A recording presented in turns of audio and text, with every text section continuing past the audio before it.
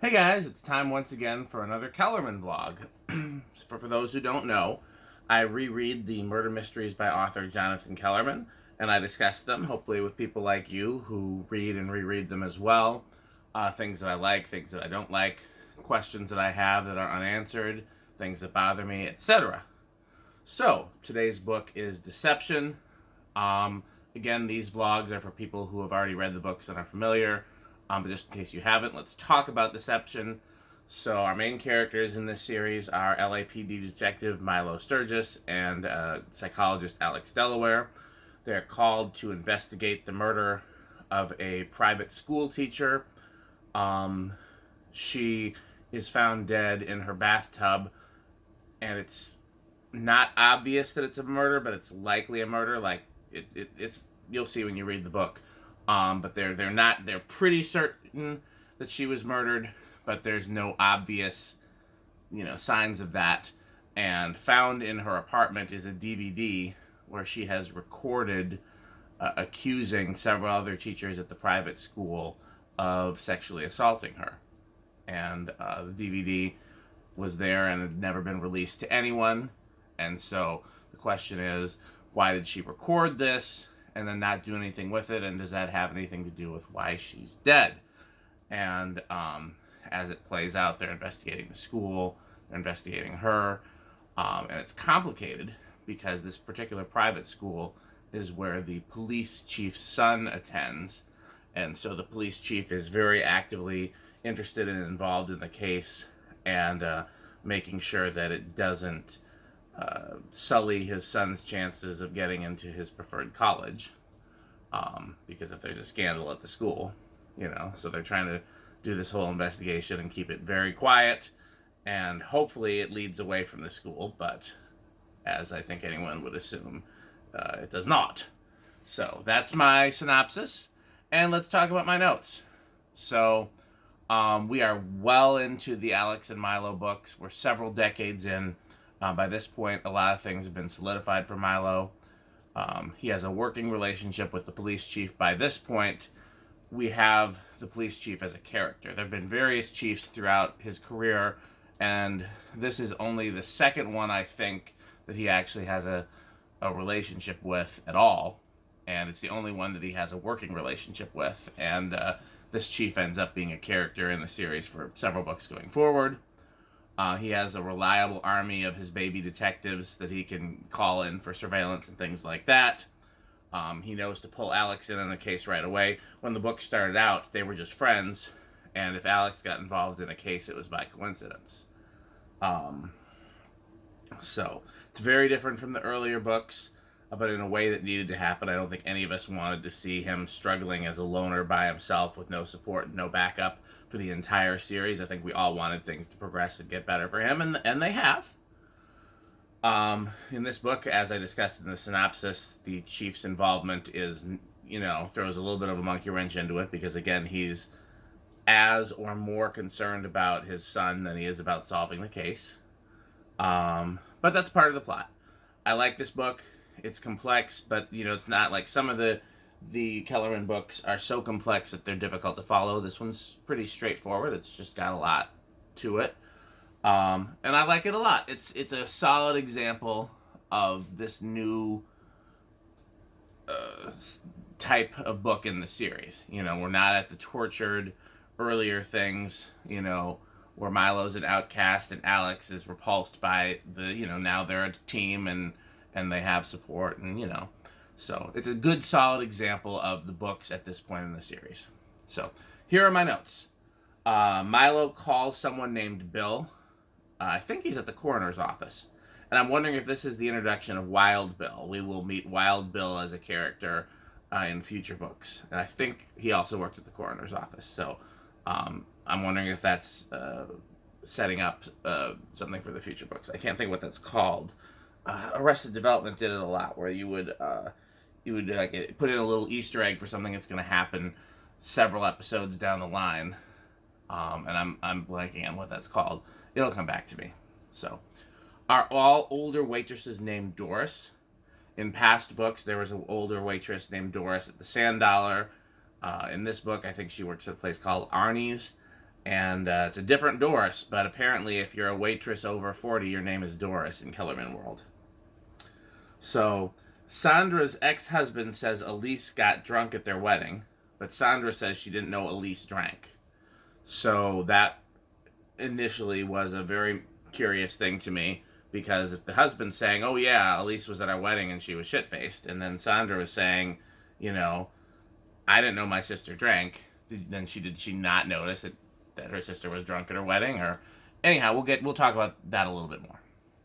Sandra also said that of the two sisters, Sandra and Elise, only Elise was abused. But other sources, I think including the ex-husband again, said they were both abused. So again, we'll revisit Sandra down the line.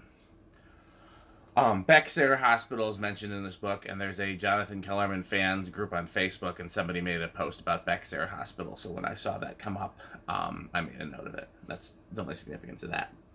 Okay, so there's a trope that I've talked about Kellerman using, and it's not too terrible in this book, but it definitely pops up a lot, in some cases worse than others, where Milo fixates on a suspect, and Alex is like, no, that suspect doesn't seem right. They don't seem like they're smart enough. They don't seem like they're mature enough. They don't seem like they're old enough. I don't think that's the suspect. And Milo's like, fuck you, Alice. Alice? I'm not going to do an outtake, though. We're just going to keep going. Fuck you, Alex. I just got to go with my gut. And they plow ahead, and of course Alex is right in the end. And I think the first case for that would probably be Jamie Cadmus, but that was kind of a different scenario. But I've definitely talked about this trope before. And it bothers me. Like, you'd think Milo would have learned to listen to Alex. In this book, it's not that bad. Like, as soon as they have an alternate suspect, Milo's like, yeah, you were never comfortable with this guy as a suspect all along. Like, he clearly was listening. But sometimes it's worse than others. Sometimes it definitely seems like he's completely ignoring Alex. And again, Alex is a psychologist, so and Milo knows him to be a man of expertise in this area, and knows him to usually be right. So it's just always odd to me when he doesn't listen to him. So, next one. Sal Fidella made a sandwich that was anchovies, tomatoes, and mozzarella. And I don't think it said what type of bread it was. I actually am kind of curious what type of bread it was. But I'm wondering, is that a traditional Italian sandwich? Because those all sound like very Italian ingredients. Anchovies and fresh mozzarella are, and then of course tomatoes are in a lot of Italian things. And he's meant to be a stereotypical Italian character. So I'm like, is this a normal Italian sandwich? And if it is, I kind of want to try it. But I mean, I've got several authentic Italian delis in my neighborhood, and none of them offer anything like that I know of. I've been to Italy. I don't remember seeing anything like that. Maybe they have it at the Auto Grill. I don't know. I guess let's look at the Auto Grill. See if they got a menu online. If you don't know what the Auto Grill is, it's essentially a truck stop along the highway in Italy. And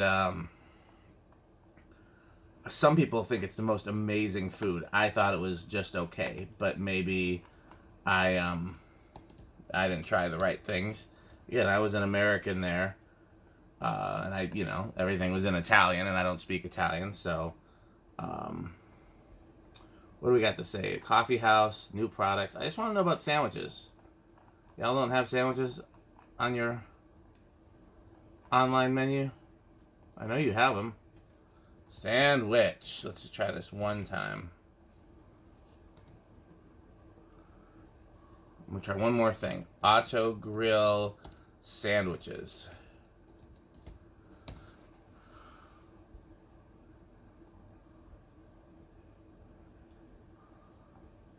They have a burger, something called the Rustico, the Camagoli.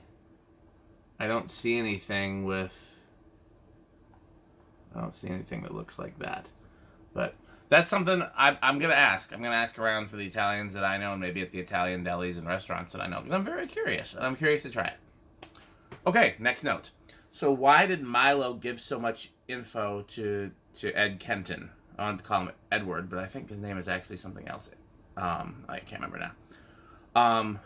He told things he hadn't even told the chief yet. Like, I think they found the baseball cap and stuff like that.